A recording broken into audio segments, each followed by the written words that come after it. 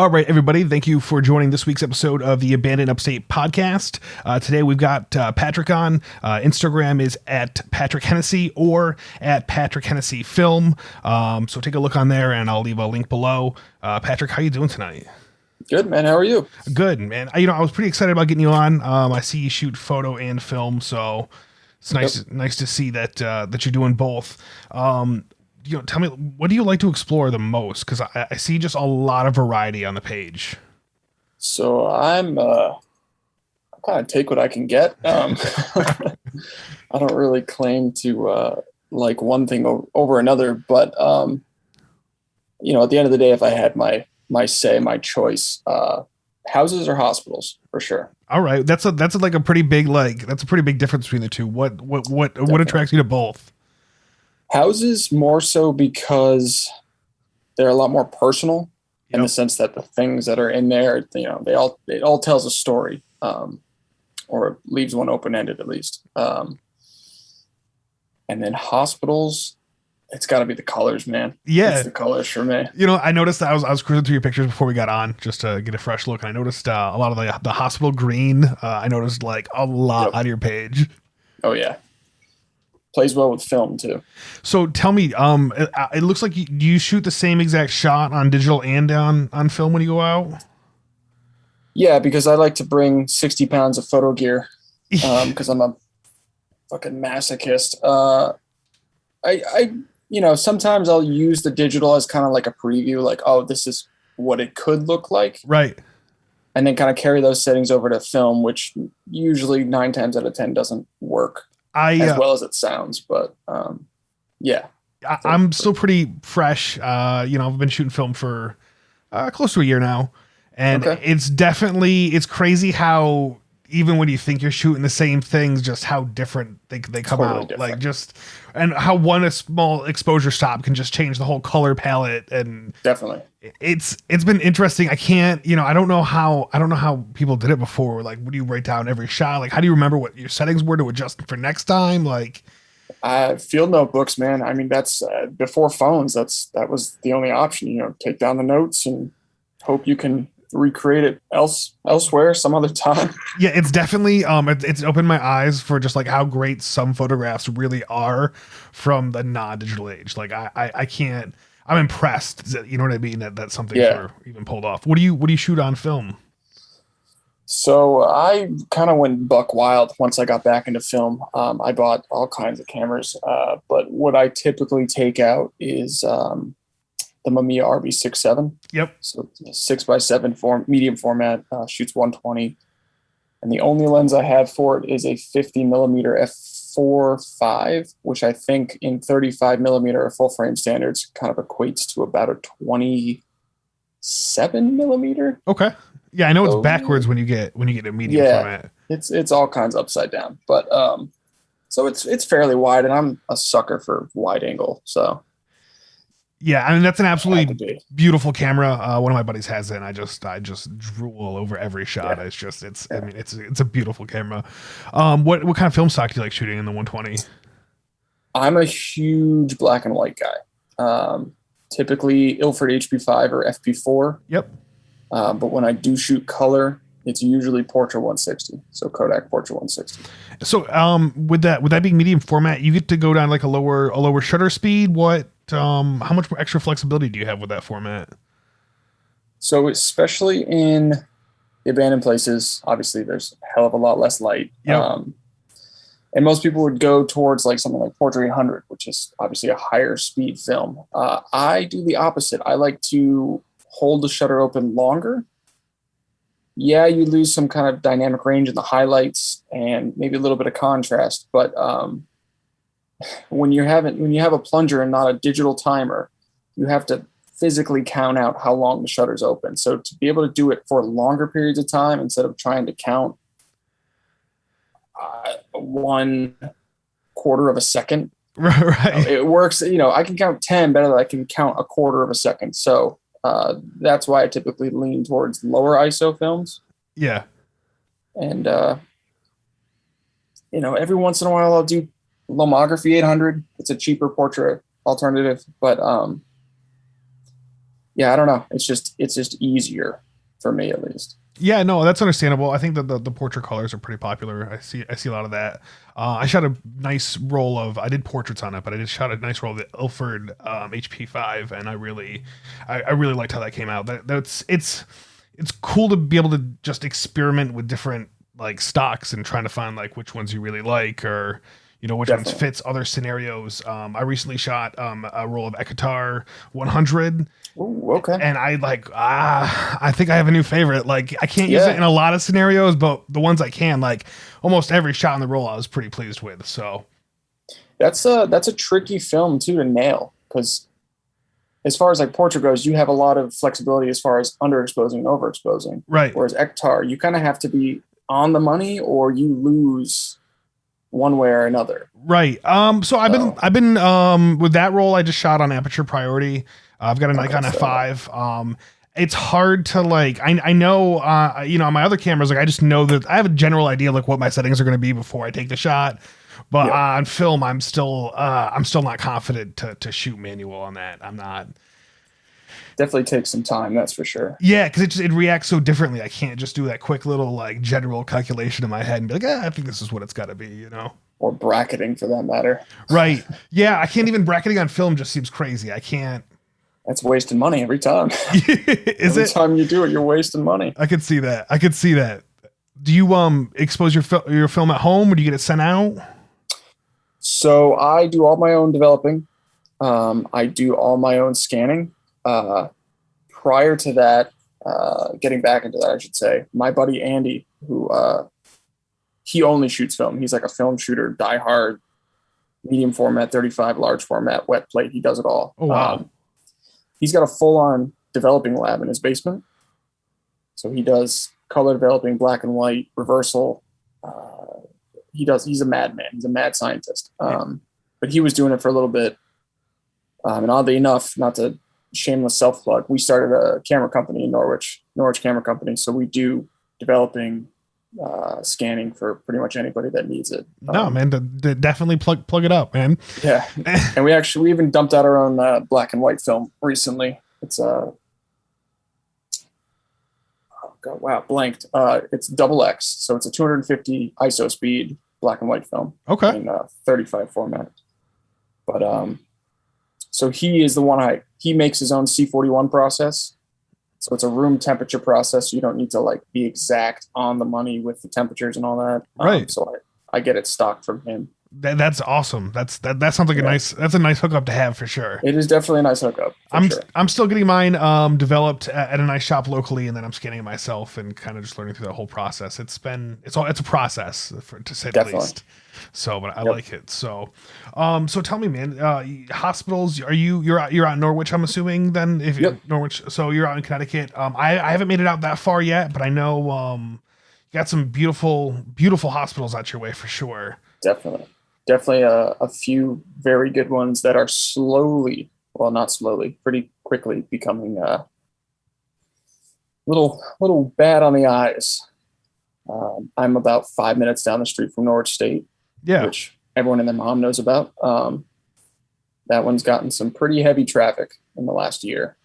Yeah. I feel like COVID. I don't know if it was COVID or what it was, but I definitely feel like this year definitely was a big explosion for a lot of spots. Definitely. Everyone's stuck at home, nothing to do. It's like, oh, let's go check it out, Yeah, beginning, I went out like in the first couple of weeks of COVID, and it was like super interesting. Like the highways were dead, there was nobody around, and it was enjoyable. But then all of a sudden, once it got a little bit warmer out, it was the opposite, and there was like twice as many people outside and neighbors, and had to be all sorts of extra careful with getting out. I hear that. I ran into an issue with that specifically over the winter. So the winter of COVID might have come across some law enforcement. But, it's how it goes. How did you make out? You get ticketed or? I can tell you the exact amount for a non-criminal trespassing ticket. It's about $96. Okay, that's not bad at all. No. Okay. It wasn't. In the moment, it was like, oh God, we're gonna get some silver wristlets here in a few minutes. But the cops were super chill. They were like, we did this when we were your age. So if it weren't for the owner, you'd be you'd be home already. But okay, well that's reasonable enough. I can't argue with that situation. And that's a cheap $96. That's a cheap date, you know? Yeah, and considering I was unemployed at the time, I was like, unemployment, the state's paying for it anyway, so like just hand the money to yourself. Right, just recycling the funds right back around. Yeah, literally. I love it. So, have you had too much trouble in the past with the police, or is this an isolated incident? that was pretty isolated. Actually, this year just seems to be the year of police interaction. The last time I was at Norwich State, there was a state and town cop there. And my buddy and I were flying a drone, and they heard the drone and just yelled, like, come out. And I was just like, okay, we'll be right there. Went down there, they were gone. So that's what you get when people park their cars in the street. Not us, the other folks that were there. But, yeah, you know, I always there's like this fine line between like, am I parking too far away? Am I being too sketchy? Am I being too close? And generally, if it's a bigger spot too, I like to take the safe route and just walk an extra 10 minutes and know I'm in the clear and not have to worry about like coming back in my car being towed or some ridiculousness like that. But it's safe. But luckily, I have the train tracks that run behind Norwich State is literally my backyard. So it's like a highway straight to it. So is that's got to be your own personal little playground at this point if you're so close? Definitely. And even right outside my door, I live in, I guess I don't really care. I live in the old thermos container factory. What? That was converted into condos in the late 70s. So if you go out my door and to the right, there's still a good half of the factory just decaying. That's pretty legit. I have a bando as a backyard, I guess. Yeah, that's kind of one thing that kind of got me to this when I was younger. There was a house across the street that was empty for years, so like it was cool just to go around there and poke around. And then we had to look for other houses, and you know, it wasn't like a big hobby or anything like that. But I definitely remember hanging out in a couple of houses growing up. It was you know, an interesting way to get into it. How long have you been exploring? Let's see. I was still in high school, so that was 10 years ago. So I would say, I don't know, about 12, 13 years. So I think that's like a long time. I feel like that's the pre-Instagram. Definitely. You know what I mean? The pre-Instagram phase. What have you, you know, even with like something like Norwich, how have you seen places like transform over the last decade? So, I mean, just to use Norwich as an example, I think the first time I'd been there was about 5 years ago. And even then it was still, you know, it was still a pretty rough shape. And a lot of the buildings on the property had been demolished. But of the ones that were remaining that still are there, you know, there was still paint on a lot of the walls. There were still doors, a lot of bed frames, a lot less graffiti. And now you go there now and the face of the admin building is spray painted and glass is broken and doors are missing. And it just seems like everyone and their mom is like, let's go check it out. And then just took something every time they went. Yeah. They're just slowly falling apart. I mean, doors is pretty ridiculous. I don't think I've noticed doors missing, but I guess I could definitely see at a place like that. It'd be a little bit. Yeah. You know, and if it's wide open too, most of the hospitals out near me are secured or fenced, or it would make stealing something as large as a door a little bit, a little bit more difficult. A little bit of a trip. Yeah, I think looking back to even 5 years ago for myself, like places that I thought were like trashed, and then seeing them now, I'm like, holy shit, maybe they weren't trashed. Like it wasn't as bad as I remember after seeing some places now, you know. Right. But I mean, as more people get into this, you know, it's obviously going to happen, and there's those that respect it less than you and I per se. So, yeah, I feel like that's definitely been like a big thing on here. Like everybody that I've chatted with, like we're all in this for the more and more I guess I talk to people, the more I realize we're really just kind of documenting things as they happen. Versus somebody else brought up a good point I had last week or the week before, how like, you know, the graffiti side of the hobby is like showing your art at these places instead of we're you know what I mean? We're documenting the art of just the decay. So I thought that was like an interesting like analogy. I never really thought about myself like documenting this as much as I thought until, you know, having some of these conversations. Yeah. Yeah, one thing I said, we Norwich Camera Company, we do a podcast once every week or something like that. But we did a discussion about urbex and kind of etiquette and the way we personally go to these places. And one thing that I said, which I still stick to, is I treat going to these places like a funeral. So you're obviously very respectful. You're just there to kind of observe, not really cause a ruckus, do what you got to do and leave. And make it so that you don't even leave an impression that you were there. Right. So, cliche as it is, take only pictures, leave only footprints, obviously. No, I really like that. Like funeral is like a really good way. Like you're definitely not going hands on at a funeral and touching shit. So no, unless you're, special extra, whatever. But yeah, no, I think that's a really interesting way to like phrase it. It's kind of morbid, but the funny thing is too, as the hobby gets more popular, it's like you're going to see it for the last time. As you would for a funeral. Like I kind of like, that's a cool, like that's a pretty decent analogy, Yeah. I think it's interesting how some places, I want to say it was Westboro, that's been torn down, correct? Yep. Okay. I wanted to make sure that was the right one. So I made a trip out there and it was weird how like you were just allowed to walk around and be on the campus and people were walking their dogs and waving to the urbex kids with backpacks. It's like weird how different, but I was out of town. So when my sketch level is like 10x more, like I'm freaked out when I'm out of town just because I don't want to deal with like crazy trespassing tickets or whatever. Definitely, but like these people were like nice and friendly. I was like, man, maybe we just go on in. Like nobody seems to care. There's another spot like that in Connecticut, in Fairfield, where the grounds are technically a public complex. They just happen to have abandoned hospitals on it. Kind of the same situation. Everyone's just like, oh, those kids, they're at it again. And the amount I see it on social media, it's like, yeah, I guess nobody really cares. Yeah, I try to gauge that a little bit. Like if I'm going out of town, like it's tough. I don't like really reaching out and be like, hey, I'm going to be in your neck of the woods. Right. Because like that's just kind of like annoying. And then like unless like we've already chit-chatted and then you're also coming by, like that's different, but so I always try to like poke around and see how often I've seen a place before I go to town, or like, just try to take some like social clues like that. I like the adventure and the adrenaline rush, Oh, absolutely. At the end of the day, I think we're all adrenaline junkies. Yeah, I can't tell you how many times I've like just hearts beating out of my chest. I was like, I'm never doing something this risky again. And then like later that night, I was like, well, we got to top that. When we go on the next one, yeah. Yeah. So I definitely think there's a great level of it. There's just something about running and jumping over fences and ducking from security. I don't know. Yeah, it's like a spy movie stuff. It the mission is to get the best photo you've ever got. Yeah, it really is. And like sometimes just like the amount of like how perfect timing works out is just like unbelievable. I'm like, there's no way that like it just happened to go like that. Yep.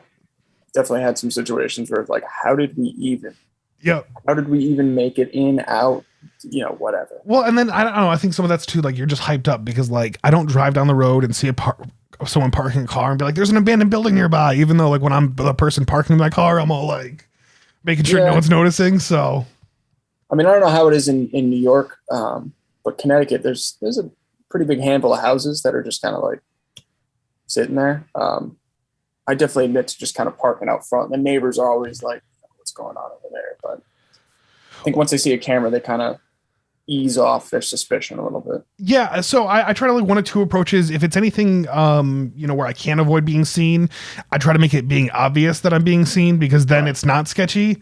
But if I'm like out in the country, I like pulling up my car, like if I can, behind the house and just like being completely out of sight, out of mind, because there's been a few times that, somebody slows down to a complete creep and crawl, and I was like, fuck. Yeah. Stretching their necks to see what's going on. Yep. And even if that's not the owner, they probably know the owner and they're calling them right now. So yeah. House owners scare me more than like security any day of the week. Oh, for sure. Yeah, because you never really know whatever is in there. Right. Luckily, I've never run across any like vagrants or anything, but one spot I went to, it wasn't a house, it was in Rhode Island. It was an old train station, and there was literally like crackheads in there doing their thing. And one of them snuck up behind me and my buddy to the point where like I didn't hear them, but I just saw them, and I'm like, what the hell? Yeah, not fun. Yeah, I've been in a couple of sketchy scenarios. I've ran into some people, or where people were recently living, or people were shooting up, or it's definitely, it's fucking weird. I personally like to bounce. I mean, I know how easily my camera gear could get pawned. So exactly. That was the only thing running through my mind. Yeah, that's what's always running through my mind, because like all they see is like cha-ching, you know what I mean? Like, I can probably get it back, or honey, I just don't want to go through that. Like, I can't. I don't have the time, or I don't. Not to mention the police report, like, oh, where was it stolen? Oh, well, I was, trespassing. Yeah. So. Yeah, I can see that. I had an interesting scenario a couple weekends ago. I was going downtown. I was actually shooting a roll of Lumichrome. I think it's Lumichrome purple. Oh, okay. I just wanted to shoot a roll of it just to kind of get a vibe. So I shot just a bunch of different random scenarios. I just wanted to get a feel for it. So I go down, it's like a half-mile long road that's a dead end to go down to this abandoned incinerator downtown. It's all over the web, so it's not a big deal to talk about. But I go down there and there's just cars parked up for days. And then there's somebody like shooting a music video down there. So I grab my one shot on film and I skedaddle back up, and the cop's like, hey, what's going on down there? And I was like, oh, I literally still have my camera in my pocket. I was like, I just ran out to take a picture, but like they're shooting a music video or something. He parks his car sideways and blocks the whole half mile. My God. And I was like, dear God, I need to get out of here. And then it was crazy how many like people were down there, and like it's wild how much it's blown up, over the last few years. It's double-edged sword, the internet. It really is. Because you can find so many great places, but in the same light, there's a website that has all of these places and more. Yeah, it's ready to go. I always feel like if I can find it, like somebody else definitely have to have found it before me, Definitely, yeah. So, other than Google Maps, because I feel like that's the one like we all use, like 101. Is there any like specific programs or anything that you like to share, that you like to be researching a spot or looking up information? Honestly, just reverse image searching. One thing I also talked about recently is a lot of these YouTubers that share exploration videos. They don't ever share the name, but they kind of allude to a lot of things. And even watching the videos, you can see certain things, items in the shots, get the name, get whatever it is, search that, and it'll 9 times out of 10, something related to where they are will pop up. I can see that. A couple years back, one of my photos that ended up on a Reddit post where somebody was trying to figure it out, and like people were like pointing out bridges in the background that they could see in a building, and I was just like, damn, some CSI shit. Yep. And like, Rook Horse Reddit in like 15 minutes. They're like, this is what it is. And like even non-Urbex people were like in to solve the mystery of what town it was in. Yeah. Other than that, just as simple as abandoned places in Connecticut. And you hit search and you'll get a handful of websites that are good and a handful that are just like tourist trap. Like, check out this colonial fort. Like, cool. Yep. Top 10 abandoned places you have to see in your state.com. Exactly. Yeah, I've ran down quite a few of those rabbit holes, but sometimes those rabbit holes have led me to other rabbit holes, and like, hey, every once in a while, if I'm going to like an area that I haven't been to, like I'll target like all the little small towns and just see if I can find a news article, or I found some, low key interesting spots like that, or just even back road driving. That's my favorite. That seems to be the hot ticket. Yeah, for houses, that's I live in upstate New York, and there's a lot of the Finger Lakes are here, and it's like just hundreds of miles of just very rural country around these lakes, and I've just found some of the most awesome time capsule-esque houses. They're not quite untouched or perfectly all there, but like just some gorgeous houses. And that's all I do. I just drive back roads and I just kind of try to systematically, do it. And that's how I found some of my favorite houses, is just driving back roads. Like that's the only way to like spot it, Yep. Doing the whole quick pass. Like, oh God, there was one. Yep. Yeah. I, one of my friends introduced me to this fun game called Abandoned or Domestics. And that's where you have to guess, if it's abandoned or just domestics live there. So yeah, well, we got a lot of that around here then. Yeah, it is tough to tell sometimes. I usually use the are there garbage bins outside the house or near the street? That's a good one. I checked the mail a couple times just to okay. see if there's old crusty mail or is it empty or. I never thought of that one. Yep. There's a couple of good things. I think curtains is my number one tell. So if there's curtains in the windows, I'm probably going to try to stop by depending on a few other factors. But if there's no curtains in the windows, then like if somebody took the curtains when they moved, they took like everything inside as well. Right. So that's my like quick tip to even like registering whether or not a house is worth pulling a U-turn for. That's not a bad one either. Or the roof. But that's kind of hard to say. Yeah, I think I've gotten pretty good at spotting bad roofs on Google Maps because it's the tree growing out or there's just a hole to collapse. The 6-foot hole that you can see from sky view. Yeah, that's always a good one. I get pretty excited when I'm like hunting on Google Maps and I find something good, Definitely. So being in Connecticut, how big of a radius do you typically like? What's your exploring footprint? Like, what do you usually travel to explore nowadays?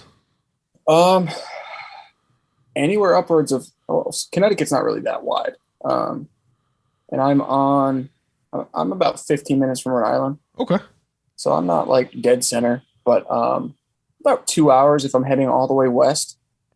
And even still 2 hours would put me into like Buffalo, or not Buffalo, excuse me. Come on, geography. Is it Albany? Hudson. Oh, okay. Hudson area. Like Hudson, Poughkeepsie. Yeah. Okay, yeah, that's not a bad drive for you at all then. No.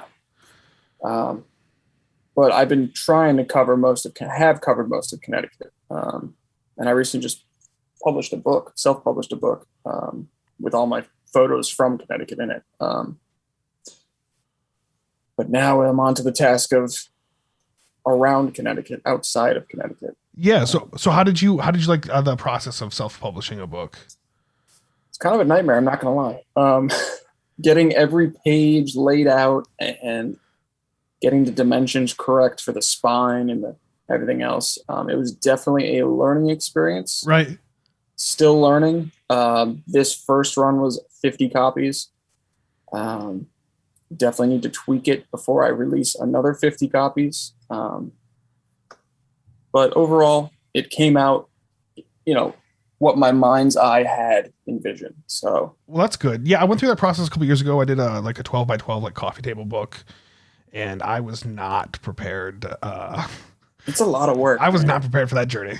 Yeah. If it weren't for the fact I had my buddy Adam, who's a graphic designer, help me with all the photoshopping and PDF, this, that, and the fifth, because that's kind of out of my realm of knowledge as far as graphic design goes. Right. So if it weren't for him, it wouldn't have happened. Plain and simple. But and is this the same guy that you run the camera shop with? No, it's a totally different friend. Oh, okay. Somebody I met through the local punk rock scene. All right. Yeah, it's interesting where you can find people with different professions. Even in this hobby, I've met people who did grown-up things and people who don't do. Yeah, it's definitely interesting to all the different people in this hobby. Like it's all walks of life. Yeah, for sure, and like old people too, like who I would never have guessed. You know what I mean? Like, yeah, definitely. There are people on the Facebook groups that I am in, and a lot of these people are like over 50 years old. Yeah, and I'm like, wait, what? Yeah, it's pretty crazy. And then like I don't know, man. Like they definitely got to see like a whole generation of things before we did. I like hearing some of the stories. I like seeing some places like, but when they were like fresh. You know what I mean? 20 years ago, and like it's just crazy being able to look back and see through some of the stuff. So jealous of those folks. Yeah, well, I mean, I hope to keep it up. This is something I've been doing for 5-6 years now. Not every weekend, but every month at least. And like, it's definitely a hobby that just keeps me coming back for more because there's always just more to find out. It definitely planted a seed that is definitely has grown some deep roots for sure. I like that. It kind of fizzled. So I went to college and obviously didn't have time for it. But once I got out, it was kind of like firing on all cylinders, honestly. Yeah, no, I go through hype periods where like I can do a weekend, one of those crazy weekends where you try to hit in like 20 or 25 spots, and then like I know sometimes I just need to recharge because I just took it way too hard or just way too risky or I've definitely slowed down in recent months. I've been doing a lot of wedding photography. Hell yeah, man. Got to get that money. So that's I do wedding video. I started doing wedding photography. Now I just do wedding videography. Nice. I just quit my full-time job last week just to do. No kidding. Just to do that. So, but I want to travel more, man. I started booking weddings out of town, so like that's like been like a huge perk to like. I had a couple who's getting married in New York City, so like I get to go down to New York City. I've never been to New York City to explore or for this, so like two birds with one stone. So, dude, I definitely respect that hustle. It's absolutely, man. What a difference is it now? Is your wedding editing style anything like your Abandoned style? In short answer, no. Totally different ends of the spectrum. Yeah. I will try to sneak in a little bit of the exaggerated, contrasty clouds in some of the outdoor shots, but no, it's totally different. Yeah, it's kind of crazy. I don't think on paper you would recognize like my wedding's very colorful and happy and bright, and my Abandoned stuff's like the complete opposite. Yeah, doom and gloom. So, do you do? I was going to ask you anyways. Do you do like a lot of light painting or? It's kind of half and half. I like a lot of natural light. Yeah. So when that is applicable and usable, I'll definitely use that. But when a spot is just pitch black and really not too much natural light, I will light paint, but I don't go over the top. I'll try to make it look as if it's natural, if that makes any sense. Yeah, absolutely. Well, I was looking through some of your shots. And I was like, man, like some of these are really well lit for what looks to be like an incredibly dark, dark avenue. So I didn't know if you played any tricks with off-camera flash or. Always just constant light. Lume cubes, some Amazon knockoff Chinese lume cubes, and then I just have what is the brand? I forget. Some 18650 powered flashlight, but yeah, I definitely. I mean, I can definitely notice in some of your shots. I mean, they're really well lit for they're not a ridiculous amount of noise or anything. Do you shoot the same camera for weddings as you do for your Abandoned stuff? Yes. So the most recent camera in the fleet is a Canon EOS R. So what's it? 33 megapixel mirrorless. That. And then my old camera, which I still use for weddings as well, is a Canon 5D Mark II. Okay. Yeah, I don't take out like my best camera into this, into the Abandoned stuff. I still I've got an old Nikon D750, and I just I don't know, man. I just know the camera so well, and I've already beaten it to death. So I usually take that out in the field for the Abandoned stuff. I can respect that. Well, and then I bought a Nikon, and that's why I bought the F5 for film, because I already had all this glass for it. So like it was just like an easy progression. Absolutely. But now I'm finding myself, I want to have like a 50 for both, so I could shoot them like at the same time, and I'll keep switching it back and forth. How do you like the F5? I have an F4 and I don't really use it. I almost feel like it's cheating. The first film camera I shot was on an AE1, which was definitely a lot more mechanical and just had more of a feel to it. The F5 just feels cheating, man. I can shoot up to 1/8,000th of a second, which is just insane on film, and it's just so quick, and it loads the film up perfectly, nice for me every time, and I never have an issue, and I never misroll the film, which is nice. It definitely feels like cheating. I feel like it's a little too nice. Well, it's right on that precipice of digital era, Yeah, which is, I was super happy. Like I was comfortable when I went and bought it. Actually, when I went and drove out to Albany and bought it, I just had a stupid good price. So I was like, yeah, whatever. I'll get in the car, drive 4 hours. Like I'll do that for an abandoned building. Hell yeah. So I was really like comfortable like getting into it, but it definitely just with the auto focusing and everything. I don't know, man. Like I enjoyed going to manual focus on film and just making sure everything's just perfect. So I almost want to step back into something older, because like you said, it's very on that cusp of like digital film, right. which was nice to like comfort level wise, but now I feel like it's not quite, it's not making me think as hard as I should. Yeah, I mean they can definitely give you some curveballs that will leave you scratching your head, but I definitely understand what you're saying. Yeah, it feels like cheating. Yeah, I guess I'm not like, I don't feel like I earned it as much. You know what I mean? But it's a good camera. It's been nothing but phenomenal for me, so I have nothing bad to say about any of my Nikons, man. I really beat my D750 over the years, like just beat it. I fell through a floor, busted one of my lenses with it. I've been running and like landed on the camera, like hitting some stairs and like, you know, dude, I've beaten that thing and it's still going strong. So testament to the old Nikon company. They've been doing it for forever. Yeah, you know, I'm shooting Sony now for like my videos and everything, and like I could not beat that the same. Like there's no way it could stand up to that kind of wear and tear. I mean, even still, fun fact, Nikon makes all the Sony sensors. Do they really? Yep. So when you're shooting a Sony, you're shooting a Nikon. That's interesting. That's interesting. I do live in like Kodak town, so it is nice to see Kodak stuff around here. Oh, do you? Yeah, I live in Rochester, so we got the world headquarters downtown, and that's awesome. So I think that's the only reason why I'm still okay with like paying to get my film done, because like these dudes have been doing it for decades. You know, all the old like employees and stuff. Yeah. So that's I think the only reason why I like still I guess I don't know, I haven't gone to develop my own yet. So I mean, there's definitely merit to what you're doing.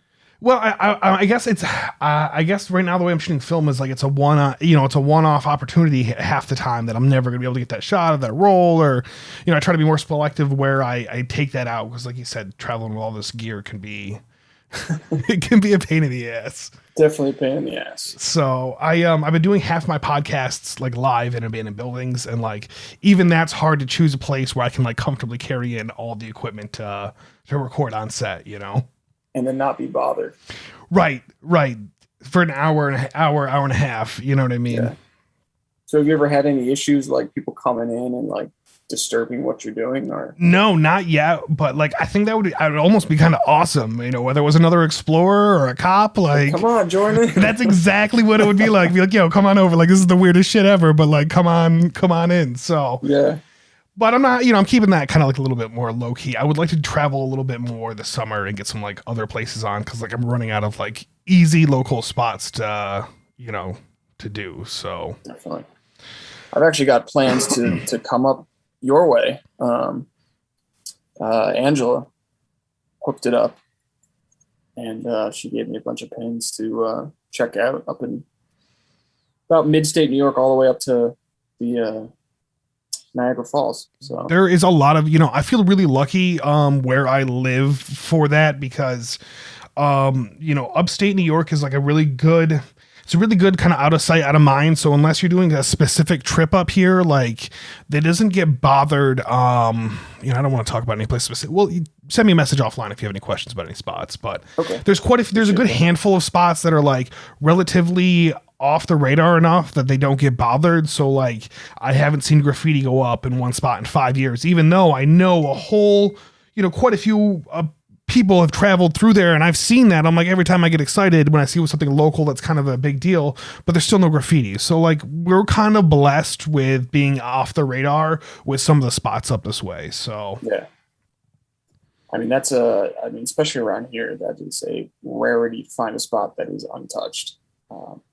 And if you do, it's like that week recent, because other than that, it's been had quite a few times. Yeah, I think those have always been referred to as like the flavor of the weeks, you know, when you just see something just blow up for a week and then it moves on to the next one. Yeah, that's why I think I'm a little bit, I did quite a few big trips to like Philly and everything like that, which were cool, but like by the time I got my ass down there, like things have already taken a good solid beating, you know, and even if I got there a week before, who knows, you know, so. Yeah. Like, for example, that power plant in Philadelphia, I don't know what it is specifically, but it's the one with the big turbine hall. Yep. I saw a video this week that has been scrapped so hard that it doesn't look anything like it did a month ago. So, you know, I was talking, somebody brought that up 2 podcasts ago and said it was like crazy. Like the scrappers just went buck wild, like insane. Yeah. I definitely think that's like a good indicator when I first find a spot is, has it been scrapped yet? Especially like the bigger industrial or anything of that kind of sort. Like it's a good gauge on whether or not it's worth spending the time to check all these warehouses and factories and stuff like that. But also could be a good indication of, is it safe to go in the sense of getting caught? Yeah. Well, you know, some of them have to be ballsy as fuck. I don't know. Did you have so New York State shut down all their coal burning power plants So like they were abated, but then there was like just scrappers going crazy, cutting their own holes in fences and just like just insane ballsy shit that I can't imagine. Like just I don't know, man. I just like I've always been on the other side of the law. I don't know. Like that just seems so risky to cut a hole in a fence, back your truck up, make a hell lot of a noise cutting stuff up, and just driving out there and it's just like it's fine. The neighbors don't notice or like I don't know. I'm sure the police know, but that's one hell of a police report, I would think. That's a lot of paperwork. Right. Maybe not even worth it. I do find that anytime I've run into the cops, for the most part, like it's been chill. And like you said, it's more of a like, yeah, we get it. Like, I don't want to do paperwork. Like, just get the fuck out of here. Just leave. Go back to your car. Yeah. Yeah. And then we've had a couple super cops here and there. You know, the worst is getting called in because my car was seen on a trail cam. That's happened 3 times to me. Oh, my God. So I'm like super on the lookout for those that cross any tree lines or anything like that. They got a little bit smarter, but that's usually like rural houses or houses that have barns or like, you know, Yep. There's probably something of value around there. So That's the one upside to having a buddy who has an infrared converted camera, because you can see all the little indicator lights on those active cameras through the IR camera. really, So if you just take a look, zoom into where you might think there's a camera, there's a good chance you'll find, if there are cameras, you'll see the little recording light or the little infrared light that those cameras have on them. no shit. See, now that would make me feel better about, there's a hospital that, my buddy got caught at a couple years ago. And that was one thing that got him was a trail cam. Yep. Yeah, so like that's the one thing like I want to go and check it out, but like we've all been too chicken shit because like after you go to court for it, like it's a lot less of a there's cameras there because then they're like yeah there actually is cameras there, you know. Right. But that's interesting because yeah, I'm sure you could probably see it from a distance as well. You know what I mean? Oh, yeah. Like that's a pro tip. There you go. You heard it here first. You know, I thought that like it would be like amazing to like. I would love to start up like a we'll lock your shit up for you company because like I already have a great list of leads. Like Get all the access you'd ever want. Right. Like there's got to be some like pretty ridiculous stuff because I've had people approach me who aren't in the hobby and they're like, hey, you might want to know about this. And I was like, is this a real tip? Like, Yeah. Like, are you sure this isn't a trap? You leading me on? There's a pool. There's not a pool. There is a pool downtown, but there's like a theater that's downtown here that at one point in time, another part of the building was being renovated and there was a gym like put in the building. And like somehow through having a gym membership there, you could like make it up to this theater because me and Ange tried to actually do the outside fire escape, which said it was alarmed. And then I was like, it's not alarmed. It was alarmed. Found out the hard way. Yeah, like and like you could hear it like 3 city blocks away. So we're just like booking it down the fire escape, you know. But I was never able to get through this gym membership because I wasn't gonna like buy a gym membership just to go shoot at Abandoned Stage. Like that seemed like a little bit too much. Yeah, get that 7-day free trial.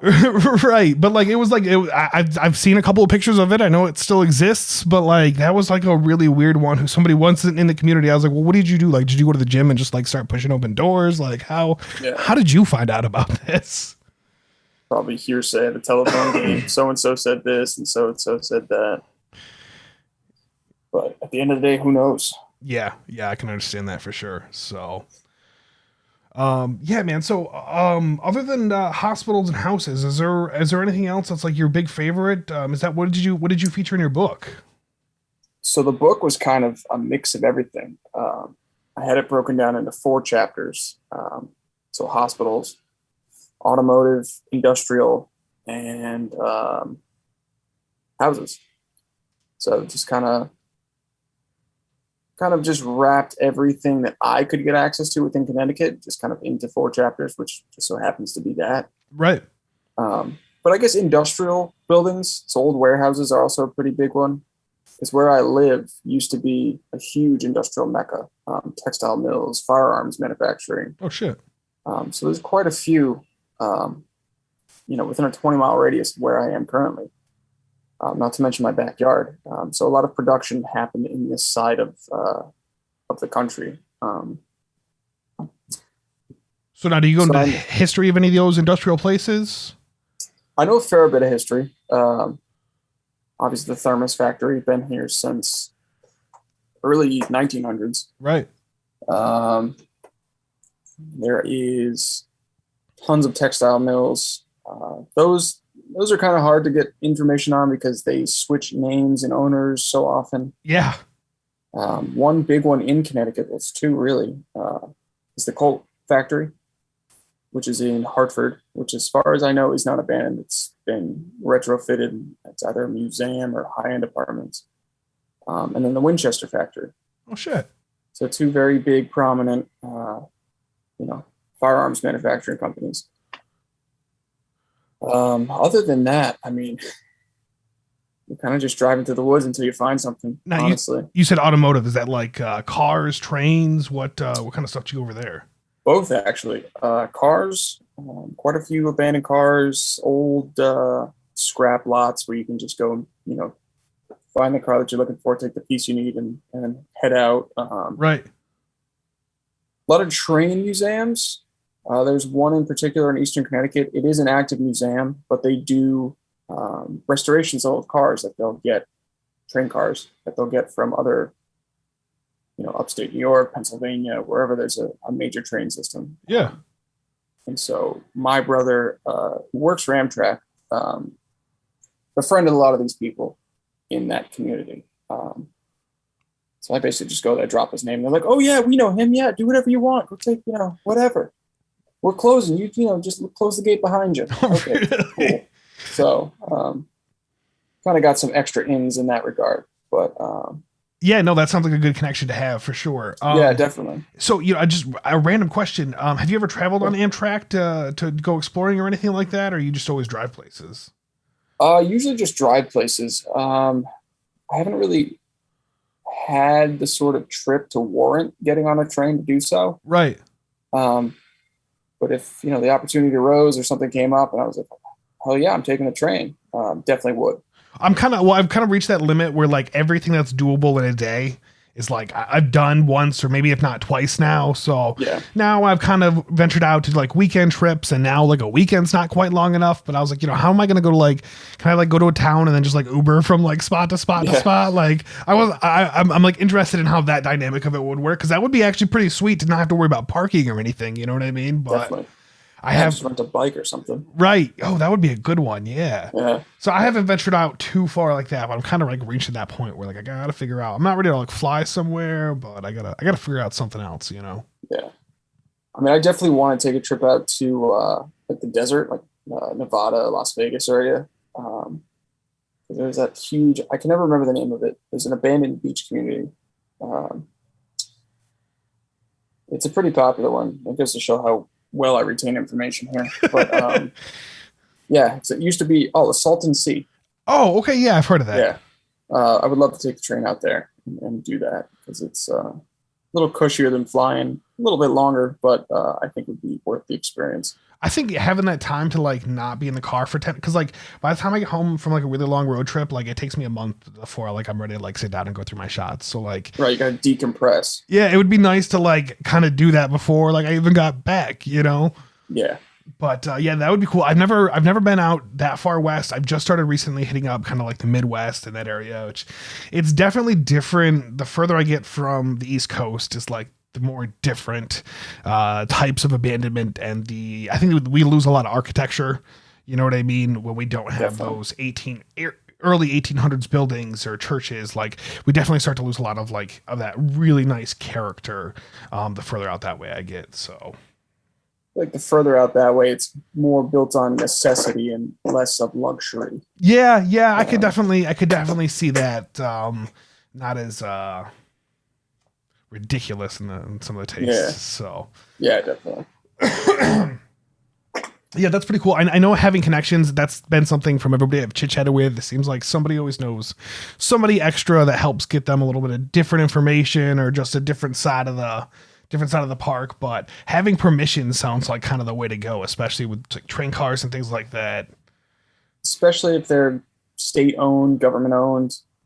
definitely want to have that in your back pocket for sure. Oh yeah, definitely. I've had a couple spots where like I've gotten permission that was surprising, and it makes it for much more lax explore. I take my time. I can be more artsy, worry more about my shot, and not like, dear God, I hope I got that as I run to the next room. I hope I don't find the silent motion sensors. Yeah. You know, that always bugs me out about opening up new doors. Like I don't have a problem going through doors, but it's opening up closed doors in certain places that like just hold my breath and look up.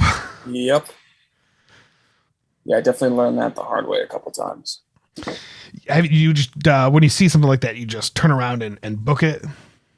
I mean, you have that oh shit moment, and then at that point you're kind of like, well, it's probably already gone off. So you definitely know you have about 15 minutes, but the one time we were kind of scrambling a little bit, like, do we hide? Do we go? Do we wait? It was just turned stressful very quickly.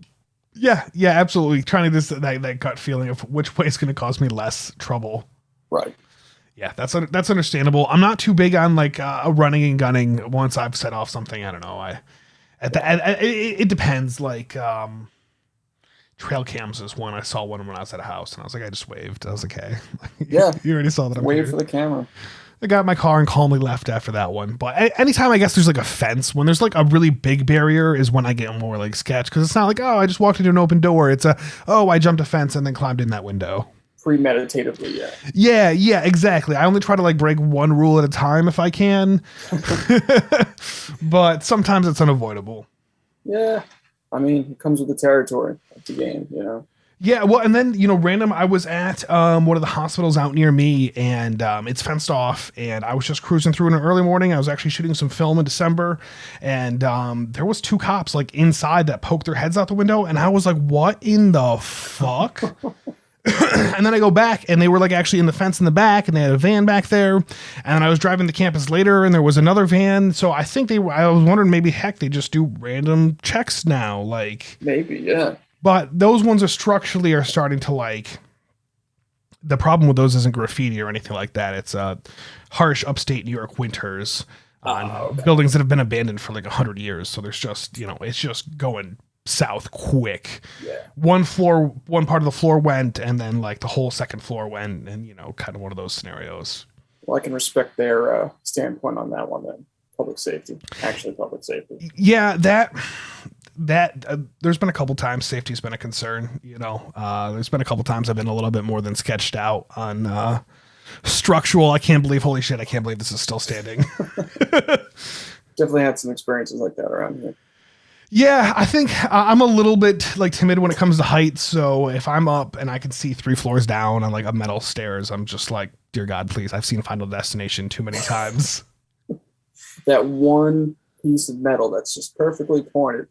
That's where I'm going. Yep. That would be like a big fear. I've never gotten like majorly hurt. Couple cuts and bruises and scrapes along the way, but thank God I've never like broken a bone or. Oh yeah, knock on wood, neither have I. Yeah, like what? Like, is somebody gonna like carry me out? Like, give me a piggyback ride? Like, how the fuck am I getting out of here? Like, that runs through my head sometimes when I'm out and about. It usually goes up my girlfriend's butt sideways when I don't tell her where I'm going, and then I tell her after the fact. She's like, "Why didn't you tell me? Like, what if you broke your leg?" And it's like, well, I guess I didn't think of that, but usually try to tell somebody where I'm going. Yeah, if I'm going by myself solo, do you do like a lot of solo adventures? Do you go out with other people? So typically, I usually go with another person, just purely out of safety and mutual interest in it. Right. There have been a few times, a lot of houses, I'll go by myself just because I kind of know what I'm getting into. Right. But if it's a big spot, like an industrial building or a hospital, definitely take a battle buddy with me. It's nice to have an extra set of ears because I've just like, sometimes when you hear shit, if I'm by myself, I hear way more shit than if I'm with somebody else. For sure. And then it's like, did I actually hear that sound? Was it a door? Was it the wind? Like, it's nice to have somebody to calm you down, make sure you're not being crazy. Yeah. So have you ever gotten into like paranormal stuff? I haven't. No. I feel like there's definitely a good vibe to each place. Like, but I've never gotten anything paranormal, but I do not like doing certain shit like hospitals by myself at night. I can understand that. So I don't know. I feel like it's It'd be like an interesting line. I think I would be more interested in paranormal, like on the house side of things, than more like a big hospital or something like that. Just a pool of who knows what. Yeah. Yeah. But that's like, I don't know. I feel like there's a whole other avenue to go down. So Definitely. I do chuckle anytime there's one of those posts on Facebook and somebody like circles like 6 different things in the shadow of a window and be like, do you see it? Just blotches of contrast. It looks like a face. Yeah. Yeah, that gets me going sometimes. So yeah, I usually chime in on those comments. Do a little bit of trolling. A lot of trolling, yeah. Do you just mainly Instagram? You do Facebook, TikTok? What how do you like to explore? I do Facebook. I do Facebook and Instagram.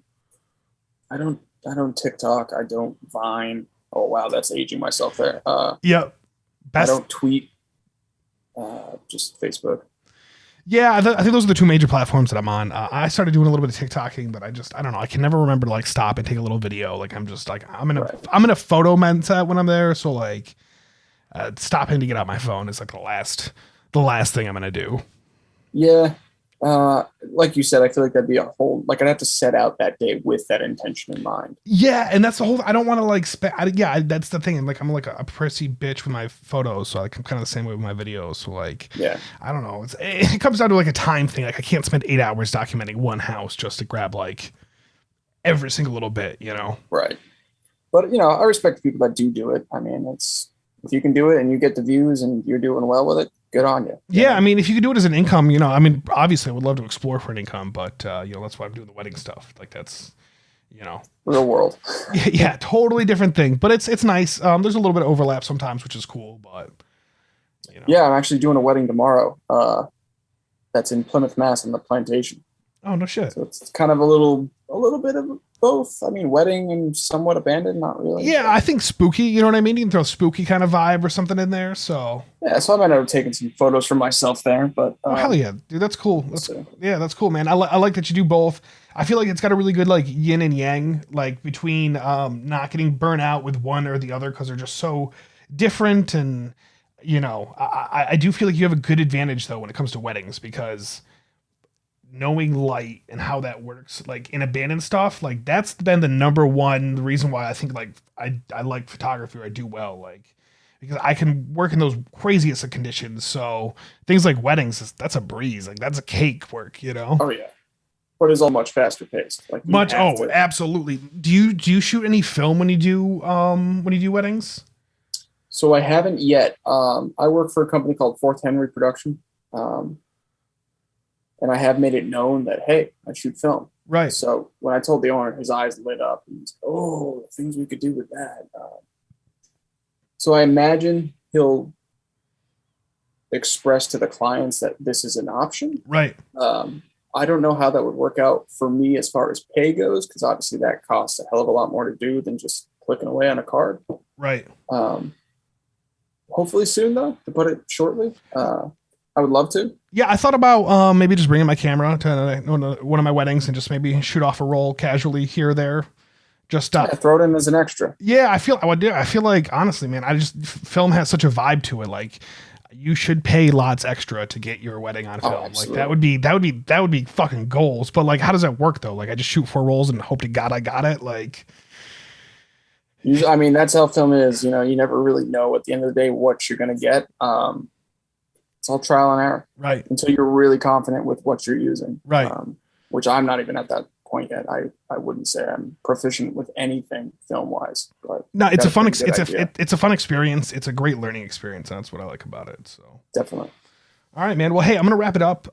It's been awesome chit chatting with you, man. I love seeing both your work, film, digital, back and forth. I would actually love to see some of your wedding work too. So.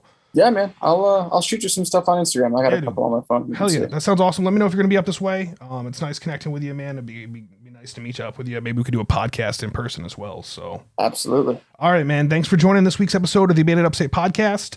This week we had Patrick on at patrickhennessy on Instagram. And thanks, man. Have a good night. You as well, man. Thanks so much. All right, peace. Later.